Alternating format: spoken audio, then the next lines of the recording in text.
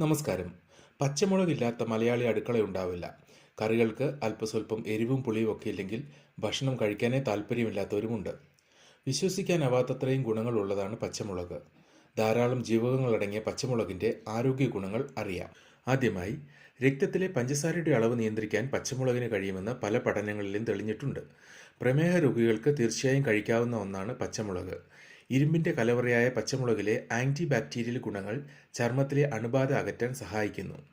അതേപോലെ തന്നെ പച്ചമുളക് ഫ്രീ റാഡിക്കലുകളിൽ നിന്ന് ശരീരത്തെ സംരക്ഷിക്കുകയും അർബുദം വരുന്നത് തടയാൻ സഹായിക്കുകയും ചെയ്യുന്നു.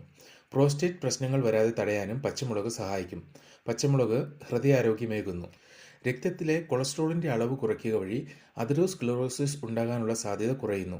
രക്തം കട്ടപിടിക്കുന്നതിനെ തടയുക വഴി ഹൃദയാഘാതവും പക്ഷാഘാതവും തടയാനും പച്ചമുളകിന് കഴിയും.